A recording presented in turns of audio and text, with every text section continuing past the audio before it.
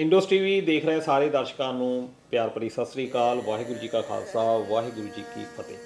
ਦੋਸਤੋ, ਮੈਂ ਦਲਜੀਤ ਸਿੰਘ ਬ੍ਰਿਸਬੇਨ ਦੇ ਸਟੂਡੀਓ ਤੋਂ ਇੱਕ ਵਾਰ ਫਿਰ ਹਾਜ਼ਰ ਹਾਂ ਗੁਰਬਾਣੀ ਆਧਾਰਿਤ ਵਿਚਾਰ ਚਰਚਾ 'ਤੇ ਜਿਹੜਾ ਪ੍ਰੋਗਰਾਮ ਆਪਾਂ ਕਰਦੇ ਹਾਂ, ਜਿਸ ਦਾ ਨਾਮ ਆ ਆਤਮ ਗਿਆਨ। ਮੈਂ ਚਾਹੁੰਦਾ ਹਾਂ ਕਿ ਆਪਣੇ ਦਰਸ਼ਕਾਂ ਨੂੰ ਥੋੜ੍ਹਾ ਜਿਹਾ ਪਹਿਲਾਂ ਜ਼ਰੂਰ ਦੱਸ ਦਿਓ ਕਿ ਪਿਛਲੇ ਜੋ ਪ੍ਰੋਗਰਾਮ, ਤਾਂ ਕਿ ਲੜੀ ਜਿਹੜੀ ਆ ਅੱਗੇ ਆਪਾਂ ਤੋਰ ਸਕੀਏ। ਕੁਛ ਦਰਸ਼ਕ ਇੱਦਾਂ ਦੇ ਵੀ ਹੋਣਗੇ ਜਿਨ੍ਹਾਂ ਨੇ ਅੱਜ ਪਹਿਲੀ ਵਾਰ ਸ਼ਮੂਲੀਅਤ ਕੀਤੀ ਹੋਣੀ ਹੈ ਇਸ ਪ੍ਰੋਗਰਾਮ ਦੇ ਨਾਲ, ਤਾਂ ਕਿ ਪਿਛਲੀ ਜਿਹੜੀ ਲੜੀ ਆ ਇਸ ਪ੍ਰੋਗਰਾਮ ਦੇ ਨਾਲ ਜੁੜ ਸਕੇ।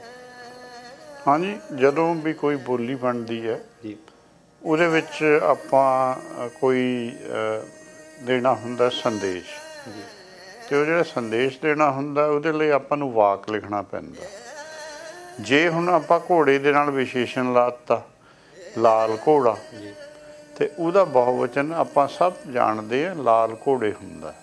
ਫਿਰ ਕੋਈ ਸਮਾਂ ਆਇਆ, ਮੈਨੂੰ ਬੋਧ ਹੋ ਗਿਆ। ਪਹਿਲਾਂ ਮੈਨੂੰ ਮਾਤਰਾ ਦਿਸਦੀ ਓ ਨਹੀਂ ਸੀ, ਹੁਣ ਮੈਨੂੰ ਸਿਰਫ ਮਾਤਰਾ ਹੀ ਦਿਸਦੀਆਂ ਸੀ। ਜੀ, ਇੰਨਾ ਫਰਕ ਪੈ ਜਾਂਦਾ। ਇੰਨਾ ਫਰਕ ਪੈਂਦਾ। ਜਾਂ ਮੇਰੇ ਵਰਗਾ ਜਿਹੜਾ ਹੈਗਾ, ਅਸੀਂ ਜਦੋਂ ਗੁਰਬਾਣੀ ਪੜ੍ਹਦੇ ਹਾਂ, ਜਿਹੜੀ ਔਂਕੜ ਕਦੀ ਆ ਜਾਂਦੀ ਆ, ਉਹ ਵੀ ਆਤਮ ਆ ਸਾਡੇ ਲਈ। ਅਸੀਂ ਜਦੋਂ ਪੜ੍ਹਦੇ ਹਾਂ ਆਤਮ, ਜਿਹੜਾ ਥੱਲੇ ਔਂਕੜ ਲੱਗਾ ਆਤਮ ਆ। ਜੇ ਉਹ ਨਹੀਂ ਵੀ ਆਉਂਦਾ, ਜਾਣੀ ਕਹਿ ਲਓ ਮੁਕਤਾ ਹੀ ਆ ਇਕੱਲਾ, ਤਾਂ ਵੀ ਅਸੀਂ ਉਹਨੂੰ ਆਤਮੇ ਪੜ੍ਹ ਦਿੰਦੇ ਹਾਂ। ਜੇ ਸਿਹਾਰੀ ਆ ਜਾਂਦੀ ਫਿਰ ਵੀ ਆਤਮੇ ਪੜ੍ਹ ਦਿੰਦੇ ਹਾਂ। ਅਸੀਂ ਸ਼ਾਇਦ ਇਹਦੇ ਉੱਤੇ ਗੌਰ ਹੀ ਨਹੀਂ ਕੀਤਾ।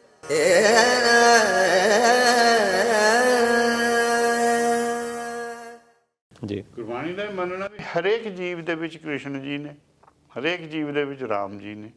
ਹੁਣ ਇਹ ਗੱਲ ਤਾਂ ਜਿਹੜੇ ਬੀਜਕ ਗ੍ਰੰਥ ਦੀ ਅੱਜ ਕੱਲ੍ਹ ਆਪਣੀ ਉਹ ਬਾਣੀ ਸਾਡੇ ਕੋਲ ਨਹੀਂ ਹੈ। ਜਿਹੜੀ ਗੁਰਬਾਣੀ 'ਚ ਕਬੀਰ ਜੀ ਦੀ ਬਾਣੀ ਆ, ਉਹ ਬੀਜਕ ਗ੍ਰੰਥ 'ਚ ਨਹੀਂ ਹੈ। ਅੱਛਾ ਜੀ। ਪਰ ਬੀਜਕ ਗ੍ਰੰਥ ਵਾਲਿਆਂ ਦੇ ਮੈਂ ਪੜ੍ਹੇ ਆ, ਸ਼ੇਅਰ ਕੀਤੇ ਨੇ। ਉਹ ਕਹਿੰਦੇ ਰਾਮ ਜੀ ਦੇ 4 ਰੂਪ ਆ। ਆਪਾਂ ਪਿਛਲੀ ਵਾਰ ਕਰਿਆ ਸੀ ਜੀ। ਇਹ ਮੰਨ ਲੈਣਾ ਵੀ ਰਾਮ ਜੀ ਦੇ 4 ਰੂਪ ਬਹੁਤ ਬੜੀ ਪ੍ਰਾਪਤੀ ਹੈ। ਹਾਂ, ਉਹਨਾਂ ਨੂੰ ਰਿਫਾਈਨ ਕਰਨ ਦੀ ਲੋੜ ਹੈ ਫਿਰ, ਵੀ 4 ਰੂਪ ਕਿਹੜੇ ਨੇ।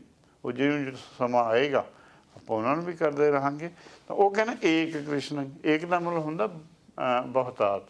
ਹਰੇਕ ਜੀ, ਜਿੰਨੇ ਦੁਨੀਆ 'ਚ ਕਿੰਨੀ ਆਬਾਦੀ ਹੈ ਤੁਸੀਂ ਲਓ, ਜੇ ਆਪਾਂ ਕਹਿੰਦੇ 6 ਅਰਬ ਹੈ, 6 ਅਰਬ ਦੇ 6 ਅਰਬਾਂ 'ਚ ਸਾਡਾ ਜਿਹੜੀ ਆਪਣਾ ਕੀ ਕਹਿੰਦੇ ਆ ਮੱਤ ਹੈ, ਉਹ ਮੰਨਦੀ ਹੈ ਵੀ ਹਰੇਕ ਦੇ ਵਿੱਚ ਕ੍ਰਿਸ਼ਨ ਜੀ ਨੇ। ਅਤੇ ਉਹਨਾਂ ਨੂੰ ਦੇਵਾ ਵੀ ਕਿਹਾ ਜਾਂਦਾ। ਅਤੇ ਇੱਕ ਉਹਨਾਂ ਦਾ ਮੂਲ ਹੈ ਕਿ ਕ੍ਰਿਸ਼ਨ ਜੀ ਆਤਮਾ ਹੋ ਗਏ, ਰਾਮ ਜੀ ਆਤਮ ਹੋ ਗਏ। ਅਤੇ ਇੱਕ ਤਾਂ ਆਪਣੇ ਕੋਲ ਇਹ ਕੰਸੈਪਟ ਵੀ ਹੁਣ ਆ ਗਿਆ ਵੀ ਇਹਨਾਂ ਦੇ ਪ੍ਰਤੀ, ਕਿਉਂਕਿ ਪਰਾਇਵਾਚੀ ਸ਼ਬਦ ਹੈ, ਆਤਮਾ ਦਾ ਜਿਹੜਾ ਪਰਾਇਵਾਚੀ ਉਹ ਕ੍ਰਿਸ਼ਨ ਹੈ, ਆਤਮ ਦਾ ਪਰਾਇਵਾਚੀ ਰਾਮ ਸ਼ਬਦ ਹੈ ਸਾਡੇ ਕੋਲ। ਜਿੱਦਾਂ ਇਹਦੇ ਵਿੱਚ ਤੁਸੀਂ ਯੂਜ਼ ਕੀਤੇ ਕੁਛ ਜਿਹੜੇ ਨਾਉਨ ਆ, ਇੱਕ ਕ੍ਰਿਸ਼ਨਨ, ਦੇਵਾ, ਦੇਵ, ਦੇਵਾਤ ਅਤੇ ਆਤਮਾ। ਇਹਦੇ ਵਿੱਚ ਫਿਰ ਤੁਸੀਂ ਰੰਗ ਵੱਖਰੇ ਵੱਖਰੇ ਦਿੱਤੇ ਆ। ਦੇਵ ਨੂੰ ਹਰਾ ਰੰਗ ਦਿੱਤਾ, ਕ੍ਰਿਸ਼ਨਮ ਅਤੇ ਆਤਮਾ ਅਤੇ ਦੇਵਾ। ਜਦ ਕਿ ਦੇਖਣ ਨੂੰ ਇਹਨਾਂ ਦੀ ਲੱਗਦੀ ਆ ਵੀ ਇੱਕ ਸ਼ਖਸ ਲਈ ਸ਼ਾਇਦ ਵਰਤੇ ਗਏ ਆ। ਪਰ ਇਹ ਕਿੱਦਾਂ ਡਿਫਾਈਨ ਕਰੋਗੇ ਤੁਸੀਂ? ਜਿੱਦਾਂ ਦੇਵ ਦੀ ਗੱਲ ਕੀਤੀ ਆ ਹਰੇ ਰੰਗ ਦੇ ਵਿੱਚ, ਜਿੱਦਾਂ ਤੁਸੀਂ ਪਹਿਲਾਂ ਕਿਹਾ ਕਿ ਹਰਾ ਰੰਗ ਦਾ ਮਤਲਬ ਹੈ ਵੀ ਇੱਧਰ ਨੂੰ ਆ। ਹਾਂ, ਹਰਾ ਰੰਗ ਦਾ ਉਹਦਾ ਵਿਰਾਟ ਰੂਪ ਹੁੰਦਾ ਜੀ। ਇੱਕ ਹੁੰਦਾ ਹੈਗਾ 52 ਰੂਪ। ਜੀ। ਜਿਹੜੇ ਪੜ੍ਹੇ ਆ ਉਹ ਜਾਣਦੇ ਆ, 52 ਅਵਤਾਰ ਕਹਿੰਦੇ ਅਸੀਂ। ਜੀ, 52 ਅਵਤਾਰ। ਜੀ, ਆਪਾਂ ਸਭ 52 ਅਵਤਾਰ, ਕਿਉਂਕਿ ਸਾਡਾ ਰੂਪ ਛੋਟਾ ਹੋ ਗਿਆ। ਛੋਟਾ ਹੋ ਗਿਆ। ਜੀ। ਛੋਟਾ ਕਿਉਂ ਹੋ ਗਿਆ? ਕਿਉਂਕਿ ਸਾਡੇ ਅੰਦਰ 2 ਹਿੱਸੇ ਪੈਦਾ ਹੋ ਗਏ, ਆਤਮ ਅਤੇ ਆਤਮਾ। ਜਦੋਂ ਸਾਡੀ ਆਤਮਾ ਆਤਮ 'ਚ ਮਿਲ ਜਾਏਗੀ, ਅਸੀਂ ਫਿਰ ਵਿਰਾਟ ਰੂਪ 'ਚ ਹੋ ਜਾਵਾਂਗੇ। ਅਸੀਂ ਫਿਰ ਵੀ ਉਹੀ ਵਿਸ਼ਨ ਜੀ ਦਾ ਰੂਪ ਧਾਰਨ ਕਰ ਲਾਂਗੇ। ਸੋ ਗੁਰਬਾਣੀ ਦਾ ਇਹ ਹੈ ਵੀ ਉਹ ਸਾਰਿਆਂ ਨੂੰ ਮੰਨਦੀ ਹੈ, ਕੋਈ ਵਿਅਕਤੀ ਵਿਸ਼ੇਸ਼ ਨੂੰ ਕ੍ਰਿਸ਼ਨ ਜੀ ਨਹੀਂ ਮੰਨਦੀ, ਉਹ ਕਿਤੇ ਵਿਅਕਤੀ ਵਿਸ਼ੇਸ਼ ਨੂੰ ਰਾਮ ਜੀ ਨਹੀਂ ਮੰਨਦੀ। ਪਰ ਜਿਹੜੇ ਵਿਅਕਤੀ ਵਿਸ਼ੇਸ਼ ਨੂੰ ਮੰਨਦੇ ਨੇ ਔਰ ਜ਼ਿਕਰ ਹੈ, ਉਹ ਦਸਮ ਗ੍ਰੰਥ 'ਚ ਹੈ। ਜਿਹੜੀ ਦਸਮ ਗ੍ਰੰਥ ਦੀ ਬਾਣੀ ਉਹ 'ਚ ਰਾਮ ਅਵਤਾਰ ਜੀ ਇੱਕ ਵਿਅਕਤੀ ਵਿਸ਼ੇਸ਼ ਨੇ। ਉਹ ਆਹ ਰਾਮ ਜੀ ਦੀ ਗੱਲ ਨਹੀਂ ਹੋ ਰਹੀ ਜਿਹੜੀ ਇੱਥੇ ਹੋ ਰਹੀ ਹੈ। ਇਹ ਆਤਮਿਕ ਤੌਰ 'ਤੇ ਹੋ ਰਹੀ ਹੈ, ਉਹ ਹੋ ਰਹੀ ਹੈ ਸੰਸਾਰਿਕ ਤੌਰ 'ਤੇ। ਜੀ। ਸੋ ਇੱਕ ਸੰਸਾਰਿਕ ਰਾਮ ਜੀ ਨੇ, ਇੱਕ ਆਤਮਿਕ ਨੇ। ਆਪਾਂ ਦੋਹਾਂ ਨੂੰ ਅਲੱਗ ਅਲੱਗ ਸਮਝਣ ਦਾ ਪ੍ਰਯਤਨ ਕਰਨਾ। ਹੋ ਸਕਦਾ ਸਾਤੋਂ ਵੀ ਰਲਗੱਡ ਹੋ ਜਾਵੇ। ਜੀ, ਕੋਸ਼ਿਸ਼ ਤਾਂ ਸਾਡੀ ਇਹੀ ਹੈ। ਦੂਸਰੀ ਜਗ੍ਹਾ ਲਿਖਿਆ ਆਤਮਾ ਦਿਓ ਪੂਜੀਏ। ਹੁਣ ਜੇ ਤੁਹਾਨੂੰ ਨਹੀਂ ਪਤਾ ਵੀ ਕਿੱਥੇ ਰੁਕਣਾ ਹੈ, ਇਹਦੇ ਅਰਥ ਵੀ ਥੋੜ੍ਹੇ ਜਿਹੇ ਫਿਰ ਬਦਲ ਜਾਣਗੇ। ਜੀ। ਆਤਮਾ ਨੂੰ ਉਪਦੇਸ਼ ਹੈ ਵੀ ਤੂੰ ਦਿਓ ਨੂੰ ਪੂਜਣਾ। ਤੇ ਦਿਓ ਦਾ ਇੱਥੇ ਨਹੀਂ ਹੈ, ਪਰ ਕਿਤੇ ਹੋਰ ਲਿਖਿਆ ਅੰਤਰ ਦਿਓ। ਇਹ ਬਾਹਰਲਾ ਦਿਓ ਹੈ। ਜੀ। ਜਿਵੇਂ ਆਪਾਂ ਧਰਤੀ ਦੀ ਪਿਛਲੀ ਵਾਰ ਦਿੱਤੀ ਸੀ ਜਿਹੜੀ। ਹਾਂਜੀ। ਹਾਂ, ਵੀ ਇੱਕ ਇਨਰ ਕੋਰ ਹੈ, ਇੱਕ ਆਊਟਰ ਕੋਰ ਹੈ। ਇਨਰ ਕੋਰ ਰਾਮ ਜੀ ਨੇ, ਆਊਟਰ ਕੋਰ ਨੇ ਕ੍ਰਿਸ਼ਨ ਜੀ, ਜਾਂ ਇਨਰ ਕੋਰ ਆਤਮ ਜੀ ਨੇ, ਆਊਟਰ ਕੋਰ ਹੈ ਆਤਮਾ, ਤੇ ਇਸ ਤਰ੍ਹਾਂ ਜੋੜੇ ਨੇ। ਉਹ ਤੋਂ ਬਿਨਾ ਉਹ ਪੂਰਾ ਹੀ ਨਹੀਂ ਬਣਦਾ। ਜੀ। ਇੱਕ ਬਟਨ ਹੈ, ਇੱਕ ਕਾਜ ਹੈ, ਐ ਸਮਝ ਲਓ। ਠੀਕ ਹੈ ਨਾ, ਦੋਏ ਚੀਜ਼ਾਂ ਚਾਹੀਦੀਆਂ ਸਾਨੂੰ। ਜੀ। ਤੇ ਉਹ ਲਿਖਿਆ ਆਤਮ ਦੇਵ, ਹੇ ਆਤਮਾ ਤੂੰ ਪੂਜਣਾ ਹੈ ਤਾਂ ਆਪਣੇ ਹੀ ਮੂਲ ਨੂੰ ਪੂਜ। ਹੂੰ। ਤੇਰੇ ਅੰਦਰ ਨੇ ਰਾਮ ਜੀ, ਹੂੰ। ਤੂੰ ਰਾਮ ਕੀ ਅੰਸ਼ ਹੈ, ਤੂੰ ਰਾਮ ਜੀ ਨੂੰ ਪੂਜ। ਤੇ ਉਹ ਜਿੱਥੇ ਪੂਜਣਾ ਹੈ ਉਹੀ ਤੁਹਾਡਾ ਗੁਰਦੁਆਰਾ ਹੈ, ਉਹ ਮੁਸਲਮਾਨ ਵੀਰਾਂ ਦਾ ਉਹੀ ਮਸਜਿਦ ਹੈ, ਹਿੰਦੂ ਵੀਰਾਂ ਦਾ ਉਹੀ ਮੰਦਿਰ ਹੈ। ਜੀ। ਆਪਣੇ ਅੰਦਰ ਆ ਜੇ ਗੱਲ ਸਮਝ ਦੀ ਜਾ ਜਾਵੇ ਤਾਂ ਬਹੁਤ ਹਾਂ। ਵੱਡੀ ਇਹੀ ਗੱਲ ਹੈ, ਸਾਰਾ ਕਾਟੋ ਕਲੇਸ਼ ਹੀ ਖਤਮ ਹੋ ਜਾਏ। ਹਾਂਜੀ, ਸਭ ਕੋਲ ਆਪਣੀ ਪੂਜਣ ਵਾਲੀ ਹਸਤੀ ਹੈ, ਔਰ ਪੂਜਣ ਵਾਲਾ ਮੰਦਿਰ ਹਰੇਕ ਕੋਲ ਹੈ, ਹਰੇਕ ਕੋਲ ਹੈ। ਹਾਂ, ਪਰ ਉਹਨੂੰ ਖੋਜਣ ਦੀ ਲੋੜ ਹੈ। ਜੀ। ਹਰ ਮੰਦਿਰ ਸੋਈ ਆਖੀ ਹੈ, ਜਿੱਥੋਂ ਹਰ ਜਾਤਾ। ਇਹ ਤਾਂ ਗੁਰਬਾਣੀ ਦਾ ਸ਼ਬਦ ਹੈ। ਹਰੀ ਮੰਦਿਰ ਤਾਂ ਹਰੇਕ 'ਚ ਹੀ ਹੈ। ਹਰੇਕ ਚ। ਹਾਂ, ਜੇ ਕੋਈ ਉਸ ਵਿਚਾਰਤਾ ਨਾਲ ਨਹੀਂ ਸਮਝ ਲਓ, ਮਸਜਿਦ ਕਹਿ ਲੈ। ਕਬੀਰ ਜੀ ਕਹਿੰਦੇ ਮਸਜਿਦ ਦੇ ਵੀ 9 ਦਰਵਾਜ਼ੇ ਹਨ, 10ਵੇਂ 'ਚ ਮਸਜਿਦ ਹੈ, ਤਾਂ 9 ਦਰਵਾਜ਼ਿਆਂ ਦਾ ਤਾਂ ਸਰੀਰ ਹੈ, 10ਵਾਂ ਹੈਗਾ ਜਿੱਥੇ ਅੱਲਾ ਜੀ ਬੈਠੇ ਨੇ। ਜੀ। ਤੁਸੀਂ ਉੱਥੇ ਜਾ ਕੇ ਉਹਨਾਂ ਨਾਲ ਸੰਪਰਕ ਕਰ ਲਓ। ਬਿਲਕੁਲ। ਸਭ ਨੂੰ ਇੱਕ ਬਰਾਬਰ ਦਾ ਉਪਦੇਸ਼ ਹੈ, ਬਿਲਕੁਲ। ਮੱਤਾਂ ਨੂੰ। ਹਾਂਜੀ, ਉਹ ਕਹਿੰਦੇ ਗੁਰ ਕੇ ਸਹਿ ਸੁਭਾਏ। ਇਹ ਗੁਰ ਤੋਂ ਲੈਣਾ ਗਿਆਨ, ਇਹਦਾ ਗੁਰ ਹੈ। ਕੋਈ ਕੰਮ ਕਰਦੇ ਹੋ, ਹੁਣ ਤੁਸੀਂ ਰਿਕਾਰਡਿੰਗ ਕਰ ਰਹੇ ਹੋ, ਤੁਹਾਡੇ ਕੋਲ ਗੁਰ ਹੈ। ਆਮ ਆਪਾਂ ਕੋਈ ਬਾਹਰੋਂ ਬੰਦਾ ਫੜ ਲਿਆ ਜੀ, ਉਹ ਕਰ ਲਏਗਾ? ਜਿਹਦੇ ਕੋਲ ਗੁਰ ਹੈ ਉਹੀ ਕਰੇਗਾ ਜੀ। ਸੋ ਇਹ ਗੁਰ ਲਓ। ਗੁਰ ਹੁੰਦੀ ਹੈ ਜੁਗਤੀ, ਪਰ ਗੁਰੂ ਕੁਛ ਹੋਰ ਅੱਖਰ ਹੈ, ਗੁਰ ਕੁਛ ਹੋਰ ਹੈ। ਗੁਰ ਹੈਗਾ ਜੁਗਤੀ ਦੱਸਣ ਵਾਲਾ। ਇਹ ਇੱਥੇ ਗੁਰ ਦਾ ਅਰਥ ਹੈ ਜੁਗਤੀ। ਜੁਗਤੀ, ਹਾਂ, ਵੀ ਗੁਰ ਤੋਂ ਜੁਗਤੀ ਲੈ ਸਹਿਜ ਸੁਭਾਏ। ਇਹਨੂੰ ਜਾਗ ਕੇ ਕਰਨਾ ਕੰਮ ਨੂੰ, ਸੁੱਤੇ ਪਿਆ ਨਹੀਂ ਇਹ ਕਰਨਾ। ਕੋਈ ਵੀ ਕੰਮ ਜੇ ਜਾਗ ਕੇ ਕਰਦੇ ਆ ਉਹਦਾ ਆਪਾਂ ਨੂੰ ਫਲ ਵੱਧ ਮਿਲਦਾ। ਸੁੱਤੇ ਪਏ ਕਰਦੇ, ਤੁਸੀਂ ਗੱਡੀ ਚਲਾਉਂਦੇ ਸੌਂ ਜਾਓ, ਤੁਹਾਨੂੰ ਪਤਾ ਹੀ ਹੈ ਫਿਰ ਅੱਗੇ ਕੀ ਹੋਣਾ ਜੀ। ਉਹ ਜਾਗਦੇ ਜਿਹੜੇ ਆ ਉਹਨਾਂ ਦਾ, ਯਾਨੀ ਕੌਨਸ਼ੀਅਸਨੈਸ ਦੀ ਗੱਲ। ਹਾਂ, 2 ਤਰ੍ਹਾਂ ਦਾ ਜਾਗਣਾ। ਇੱਕ ਤਾਂ ਚਲੋ ਆਪਾਂ ਅੱਖਾਂ ਕਰਕੇ ਜਾਗਦੇ, ਜਿਵੇਂ ਆਪਾਂ ਹੁਣ ਜਾਗ ਰਹੇ। ਇੱਕ ਮਨ ਦਾ ਜਾਗਣਾ। ਤੇ ਉਹ ਮਨ ਦਾ ਜਾਗਣਾ, ਉਹਦੇ ਲਈ ਉਹ ਦਿਖਾ ਦੇਣਗੇ ਵੀ ਇਹਨਾਂ ਦਾ ਰੰਗ ਸਾਂਵਲੇ ਤੋਂ ਚਿੱਟਾ ਹੋ ਗਿਆ ਜੀ, ਉਹ ਮਨ ਦਾ ਜਾਗਣਾ। ਪਰ ਇਹੀ ਹੈ ਵੀ ਇੱਥੋਂ ਹੀ, ਮਾਇਆ ਚੋਂ ਹੀ ਸਿੱਖਣਾ ਸਭ ਕੁਝ। ਹਾਂ, ਉਹ ਜਿਹੜੇ ਸਿੰਬਲ ਜਿਹੜੇ ਜਿਵੇਂ ਜਿਵੇਂ ਲਿਖੇ ਹੈ, ਸੋ ਸਹਿਜ ਅਵਸਥਾ ਵਿੱਚ ਗੁਰ ਤੋਂ ਗਿਆਨ ਲੈਣਾ, ਇਸ ਤਰ੍ਹਾਂ ਪੂਜਾ ਕਰਨੀ ਹੈ। ਇਹ ਪ੍ਰਾਵਧਾਨ ਸਾਡੇ ਕੋਲ ਹੈ ਜੀ। ਸੋ ਇੱਕ ਆਤਮ ਦੀ ਆਪਾਂ ਲਾਸਟ ਸਲਾਈਡ ਕਰ ਲਈਏ। ਉਹ ਸਾਨੂੰ ਉਪਦੇਸ਼ ਦਿੱਤਾ ਇਹ ਆਰੂ ਮਹੱਲਾ ਪਹਿਲਾ, ਇਹ ਵੀ ਗੁਰੂ ਨਾਨਕ ਜੀ ਦੇ ਹੀ ਸ਼ਬਦ ਹੈ। ਆਤਮ ਰਾਮ, ਰਾਮ ਹੈ ਆਤਮ ਜੀ। ਇਹਦੇ ਵਿੱਚ ਮੈਨੂੰ ਕੋਈ ਬਹੁਤਾ ਦੱਸਣ ਦੀ ਲੋੜ ਹੀ ਨਹੀਂ ਹੈ ਵੀ ਰਾਮ ਨੂੰ ਹੀ ਆਤਮ ਕਿਹਾ, ਆਤਮ ਨੂੰ ਹੀ ਰਾਮ ਕਿਹਾ। ਇੱਥੇ ਸਾਰੇ ਉਹ ਜਿਹੜੇ ਪਿਛਲੀਆਂ, ਜਿੱਦਾਂ ਤੁਸੀਂ ਮੁੰਦਾਵਣੀ ਦੀ ਗੱਲ ਕੀਤੀ ਸੀ ਵੀ ਬੁਝਾਰਤਾਂ ਦੇ ਵਿੱਚ ਹੈ ਗੁਰਬਾਣੀ। ਬੁਝਾਰਤਾਂ ਚ, ਬੁਝਾਰਤਾਂ ਦੇ ਉੱਤਰ ਵੀ ਵਿੱਚ ਹੀ। ਇਹਦੇ ਉੱਤਰ ਜਿਹੜਾ ਜਿੱਦੀਆਂ ਆਪਾਂ ਬੁਝਾਰਤਾਂ ਪਾਈਆਂ, ਉਹਦਾ ਉੱਤਰ ਇਹ ਜਿਹੜਾ ਹੈਗਾ। ਹਾਂਜੀ, ਪਰ ਉਹ ਕਹਿੰਦੇ ਕਿਉਂ? ਫਿਰ ਉਹਨਾਂ ਨੂੰ ਰਾਮ ਜੀ ਨੂੰ ਔਰ ਆਤਮ ਨੂੰ ਕਹਿਤਾ ਹਰੀ ਪਾਈਏ ਸ਼ਬਦੀ ਵਿਚਾਰਾ ਹੈ ਜੀ। ਇਹਨੂੰ ਹਰੀ ਵੀ ਕਿਹਾ ਜਾਂਦਾ ਜੀ। ਮੈਂ ਹਰੀ ਕਹਿਣਾ, ਆਮ ਲੋਕ ਹਰ ਕਹਿੰਦੇ ਆ, ਉਸ ਗੱਲ ਦਾ ਕੋਈ ਉਹ ਨਹੀਂ ਹੈ। ਅੱਛਾ ਜੀ। ਹਾਂ, ਹਰ ਵਾਲੇ ਨੂੰ ਸਿਹਾਰੀ ਹੁੰਦੀ ਹੈ। ਉਹਨੂੰ ਪ੍ਰਾਪਤ ਕਿਵੇਂ ਕਰਨਾ? ਸ਼ਬਦੀ ਗੁਰਬਾਣੀ 'ਚ ਇੱਕ ਖਾਸ ਤਰੀਕਾ ਹੈ ਕਾਰਕ ਲਿਖਣ ਦਾ ਜੀ। ਇਹ ਸ਼ਬਦੀ ਆਲਮੋਸਟ ਤੁਹਾਡਾ ਵਰਬ ਬਣ ਜਾਂਦਾ। ਨਾਉਨ ਤੋਂ ਵਰਬ ਐ ਬਣਦਾ ਗੁਰਬਾਣੀ 'ਚ। ਸਿਹਾਰੀ ਲਾ ਦੋ, ਵਰਬ ਬਣ ਜਾਂਦਾ। ਸਿਹਾਰੀ ਚੱਕ ਲਓ, ਨਾਉਨ ਬਣ ਜਾਂਦਾ। ਔਂਕੜ ਲਾ ਦੋ, ਸਿੰਗੂਲਰ ਨਾਉਨ ਬਣ ਜਾਂਦਾ। ਔਂਕੜ ਚੱਕ ਲਓ, ਬਹੁਵਚਨ ਜਾਂ ਪਲੂਰਲ ਨਾਉਨ ਬਣ ਜਾਂਦਾ। ਤੇ ਨਾਲੇ ਜਿਹੜਾ ਔਂਕੜ ਹੈ ਇਹ ਵੀ ਦੱਸਦਾ ਵੀ ਇਹ ਪੁਰਸ਼ਵਾਚਕ ਹੈ ਜੀ। ਹੁਣ ਜਿਵੇਂ ਮੇਰਾ ਨਾਮ ਗੁਰਜੀਤ ਸਿੰਘ ਹੈ, ਹਾਂਜੀ, ਜੇ ਗੁਰਬਾਣੀ 'ਚ ਲਿਖਣਾ ਹੈ ਗੁਰਜੀਤ ਦੇ ਥੱਲੇ ਔਂਕੜ ਲਾ ਦਿਓ, ਔਂਕੜ ਲਾਉਣੀ ਜੀ। ਪਰ ਤੁਹਾਨੂੰ ਪਤਾ ਹੁਣ ਇੱਕ ਹਾਕੀ ਦੀ ਬੜੀ ਫੇਮਸ ਪਲੇਅਰ ਹੈ ਗੁਰਜੀਤ ਕੌਰ ਜੀ, ਉਹਦਾ ਜੇ ਨਾਮ ਲਿਖਣਾ ਤੁਸੀਂ ਉਹਨੂੰ ਮੁਕਤਾ ਕਰ ਦੇਣਾ। ਅੱਛਾ, ਉਹਦੇ ਔਂਕੜ ਨਹੀਂ ਥੱਲੇ, ਉਹ ਔਂਕੜ ਨਹੀਂ ਲਾਉਣਾ। ਉਸ ਇੱਕ ਜਿੱਦਾਂ ਹੁਣ ਤੁਸੀਂ ਗੁਰ ਵੀ ਪਹਿਲਾਂ ਬੋਲਿਆ, ਤੁਸੀਂ ਗੁਰ ਕੇ ਸਹਿਜ ਸੁਭਾਈ, ਉਹਦੇ ਵਿੱਚ ਵੀ ਜਿੱਦਾਂ ਤੁਸੀਂ ਗੁਰ, ਉੱਥੇ ਅਰਥ ਮੈਂ ਜੋ ਲੈਣਾ ਹੈ ਅਰਥ, ਜਾਂ ਇੱਕ ਆਮ ਜਿਹੜਾ ਪਾਠਕ ਆ ਜਾਂ ਆਮ ਸਰੋਤਾ ਆ ਉਹਨੇ ਲੈਣਾ ਆ ਵੀ ਗੁਰੂ, ਸ਼ਾਇਦ ਗੁਰ ਦਾ ਅਰਥ ਗੁਰੂ ਆ। ਹਾਂਜੀ, ਪਰ ਜਦੋਂ ਉਹਦੇ ਔਂਕੜ ਲੱਗ ਗਈ ਆ ਉਹ ਗੁਰੂ ਆ, ਉਹ ਜਾਨੀ ਗੁਰੂ ਨੂੰ। ਪਰ ਇੱਥੇ ਤੁਸੀਂ ਦੱਸਿਆ ਵੀ ਗੁਰ ਦਾ ਮਤਲਬ ਹੈ ਜੁਗਤ। ਹਾਂ, ਜਿਹੜਾ ਇਹ ਸਮਝਦੇ ਤਾਂ ਬਹੁਤ ਨੁਕਤੇ ਜਿਹੜੇ ਜ਼ਰੂਰੀ ਆ ਜੇ ਅਸੀਂ ਕੰਪਲੀਟ ਜੇ ਅੰਡਰਸਟੈਂਡਿੰਗ ਕਰਨੀ ਆ ਗੁਰਬਾਣੀ। ਗੁਰੂ ਜਿਹੜਾ ਆਪਾਂ ਗੁਰੂ ਕਹਿੰਦੇ ਆ, ਆਪਣੀ ਜਿਹੜੀ ਗੁਰਬਾਣੀ ਦੀ ਖਾਸ ਉਹ ਹੈਗੀ ਹੈ ਗ੍ਰਾਮਰ, ਉਹਦੇ 'ਚ ਉਹ ਬਹੁਵਚਨ ਬਣ ਜਾਂਦਾ। ਹਾਂਜੀ, ਤਾਂ ਤੁਹਾਨੂੰ ਤਾਂ ਹੀ ਕਿਸੇ ਭਗਤ ਨਾਲ ਜਾਂ ਨਾਨਕ ਜੀ ਨਾਲ ਜਾਂ ਪਹਿਲੇ ਤੋਂ ਲੈ ਕੇ ਗੁਰੂ ਸ਼ਬਦ ਨਹੀਂ ਲੱਗਿਆ ਬਾਣੀ 'ਚ। 2-4 ਜਗ੍ਹਾ ਭੁਲੇਖਾ ਪੈਂਦਾ ਜੀ, ਪਰ ਉਹ ਤੋਂ ਰੁਕਣਾ ਹੈ ਪਹਿਲਾਂ।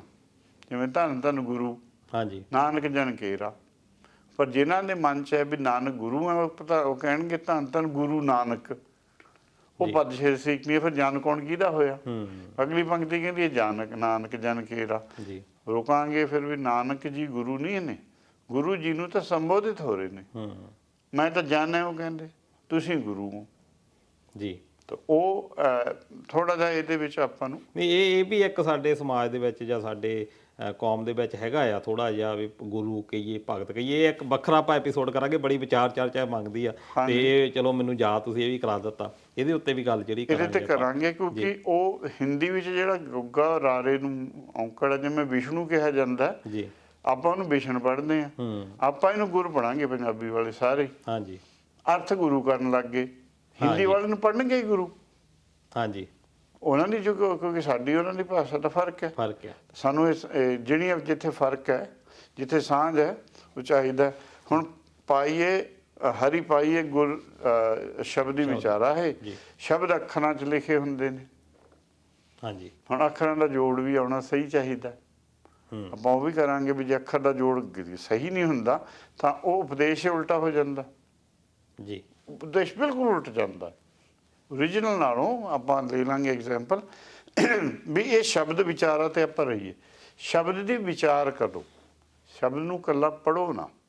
ਆਪਾਂ ਪੜ੍ਹਨ ਤੇ ਤਾਂ ਬਹੁਤ ਜ਼ਿਆਦਾ ਸਟ੍ਰੈਸ ਦਿੱਤੀ ਹੋਈ ਹੈ, ਵਿਚਾਰ ਆਪਾਂ ਕਰਨ ਤੋਂ ਥੋੜਾ ਜਿਹਾ ਅਜੇ ਉਹ ਕਰਦੇ ਆ ਕਿਉਂਕਿ ਥੋੜੀ ਹੁੰਦੀ ਵੀ ਔਖੀ ਹੈ।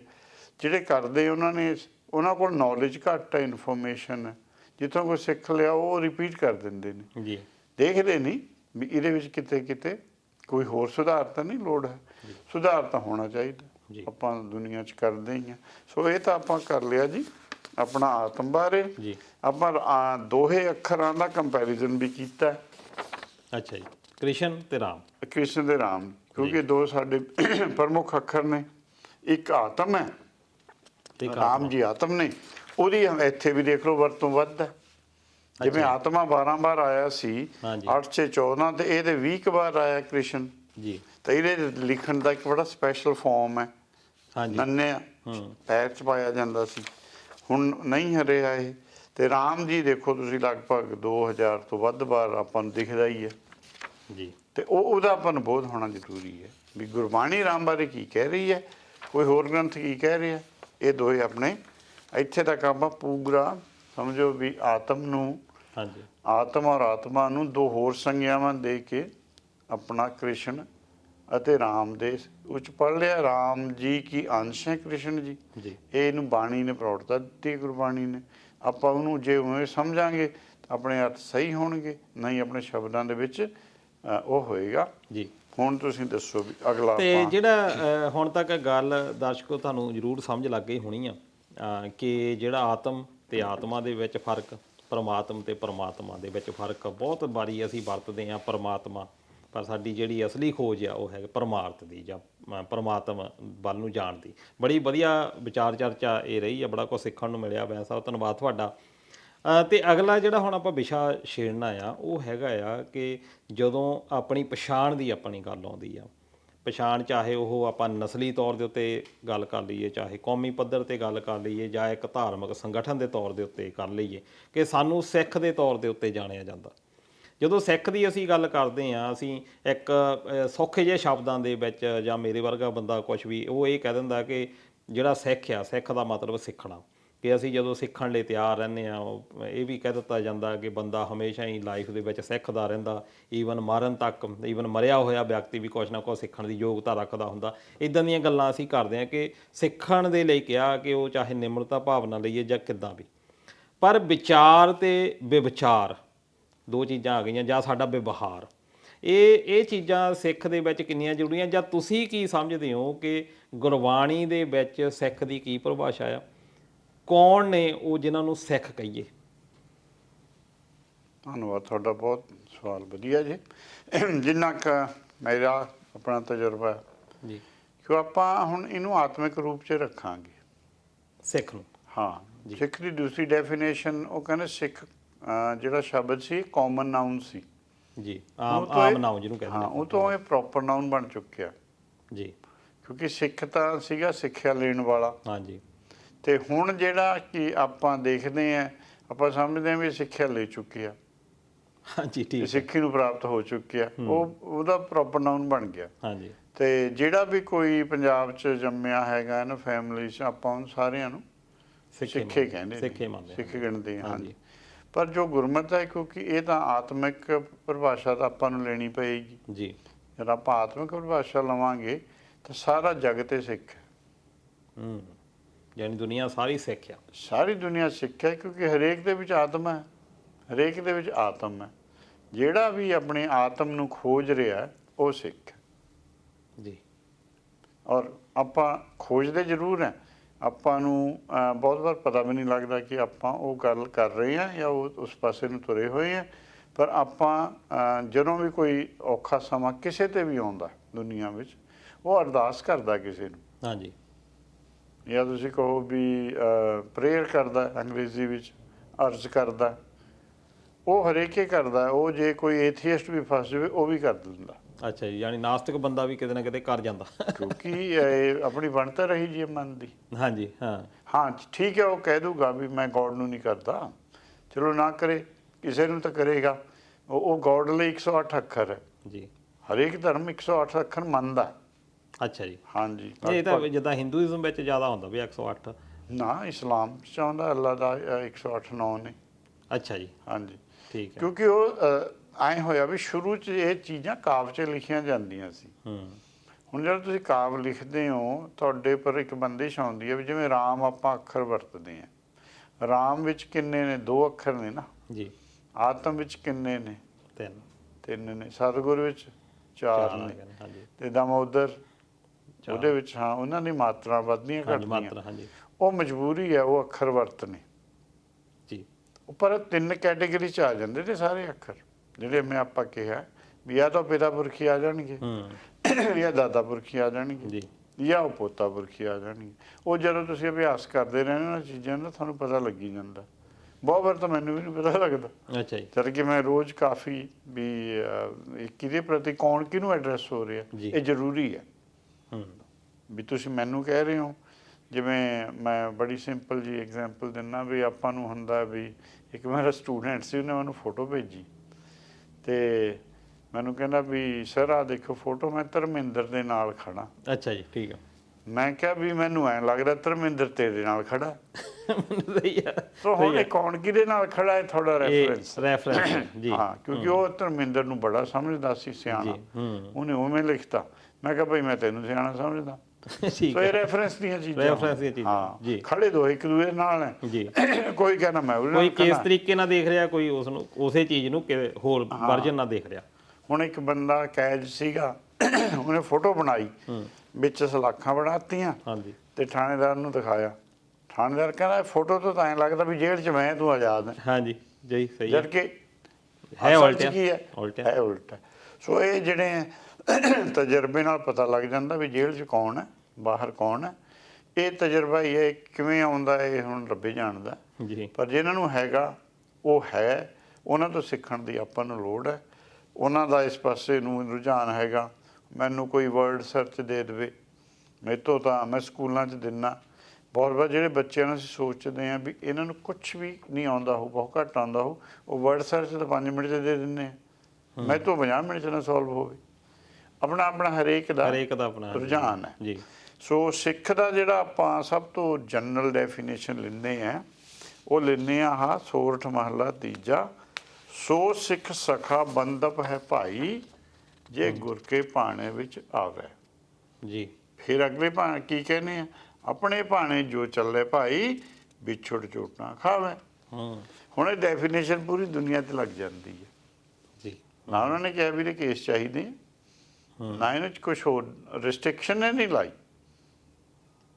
ਜੀ। ਕੋਈ ਭੇਖ ਦੀ ਰਿਸਟ੍ਰਿਕਸ਼ਨ ਅਸੀਂ ਤਾਂ ਝੱਟ ਕਹਿ ਦਿੰਦੇ ਆ ਨਾ ਵੀ ਇਹ ਤਾਂ ਪਤਿਤ ਆ।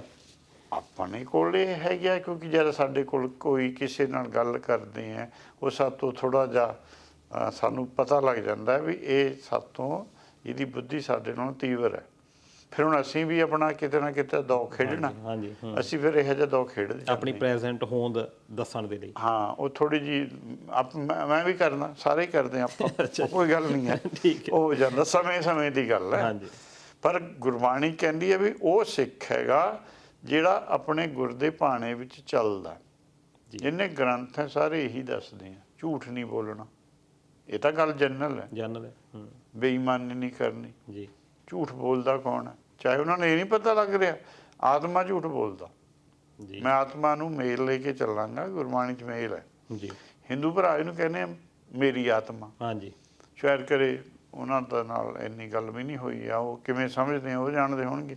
ਅਸੀਂ ਉਹਨੂੰ ਐਜ਼ ਏ ਮੈਸਕੂਲਿਨ ਵਰਡ ਲੈ ਕੇ ਚੱਲਦੇ ਹਾਂ। ਜੀ ਤੇ ਉਹ ਕਹਿੰਦੇ ਵੀ ਸਿੱਖ ਉਹ ਹੈ, ਉਹ ਸਿੱਖੇ ਨਹੀਂ ਹੈ। ਮੈਂ ਤਾਂ ਉਹਨੂੰ ਆਪਣਾ ਭਾਈ ਮੰਨਦਾ, ਮੈਂ ਸਖਾ ਮੰਨਦਾ, ਰਿਸ਼ਤੇਦਾਰ ਸਮਝਦਾ। ਜੀ ਦੇਖੋ ਉਹਨਾਂ ਦੀ ਨਿਮਾਣਤਾ।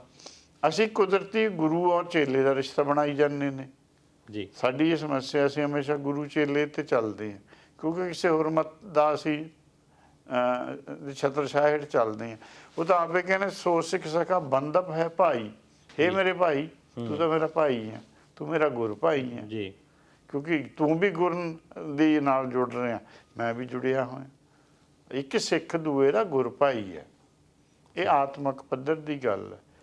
ਕਿਹਾ ਜਾ ਉਹਨੇ ਭੇਖ ਪਾਇਆ ਹੋਇਆ, ਇਹ ਆਪਾਂ ਨਹੀਂ ਦੇਖਣਾ। ਉਹਦਾ ਵੇਸ ਕਿਹਾ ਜਾ, ਦੋ ਚੀਜ਼ਾਂ ਹੋ ਗਈਆਂ ਨਾ ਜੀ।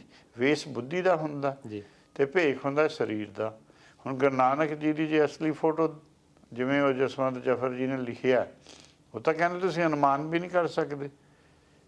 ਇੰਨਾ ਸਫ਼ਰ ਪੈਦਲ ਤੁਰਨਾ ਔਰ ਇਹੋ ਜਿਹੀਆਂ ਹਾਲਾਤਾਂ ਜਾਣਾ, ਕਿਤੇ ਠੰਡ ਕਿਤੇ ਗਰਮੀ, ਤਾਂ ਉਹ ਜਿਹੜਾ ਅਸੀਂ ਸੋਭਾ ਸੀ ਜੀ ਵਾਲਾ ਨਾਨਕ ਬਣਾਇਆ ਹੋਇਆ, ਹਾਂਜੀ ਸਾਨੂੰ ਉਹ ਬੜੇ ਭਾਉਂਦੇ ਨੇ। ਇਹ ਸਮੱਸਿਆ ਸਾਡੀ, ਜੇ ਅਸੀਂ ਵੇਸ ਦੀ ਗੱਲ ਨਹੀਂ ਕਰਦੇ, ਨਾਨਕ ਜੀ ਦੀ ਅਕਲ ਨੂੰ ਪੁੱਜੀਏ, ਉਹਨਾਂ ਤੋਂ ਗਿਆਨ ਲਈਏ। ਨਾਨਕ ਜੀ ਦੀ ਸ਼ਕਲ ਵੱਲ ਸਾਡਾ ਜ਼ਿਆਦਾ ਧਿਆਨ ਚਲੇਗਾ, ਉਹਨੂੰ ਰਿਵਰਸ ਕਰ ਲਈਏ। ਨਾਨਕ ਜੀ ਨੇ ਜੋ ਅਕਲ ਦਿੱਤੀ ਹੈ ਉਹ ਲੈ ਲਈਏ। ਸੋ ਇਹ ਵੀ ਸਾਨੂੰ ਨਾਨਕ ਜੀ ਦੀ ਅਕਲ ਹੈ ਵੀ ਉਹ ਹੈਗਾ ਜਿਹੜਾ ਗੁਰ ਕੇ ਭਾਣੇ। ਗੁਰ ਹੁੰਦਾ ਗਿਆਨ, ਪਹਿਲਾਂ ਤਾਂ ਗਿਆਨ ਹੈ ਵੀ ਗਿਆਨ ਦੇ ਘੇਰੇ 'ਚ ਰਹੇ, ਜੀ ਅਗਿਆਨਤਾ ਵਾਲੀਆਂ ਗੱਲਾਂ ਨਾ ਕਰੇ।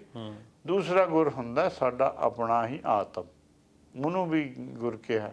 ਪਰ ਇਹਦੇ ਬਾਰੇ ਦੱਸੇਗਾ ਕੌਣ? ਜੀ ਇਹਦੇ ਜਿੱਦਾਂ ਬਾਰੇ ਤੁਸੀਂ ਪਹਿਲਾਂ ਗੁਰਬਾਣੀ ਗੁਰ ਦਾ ਦੱਸੇ। ਜਿਹੜਾ ਅਰਥ ਕੀਤਾ ਸੀ, ਉਹ ਕੀਤਾ ਸੀ ਜੁਗਤ।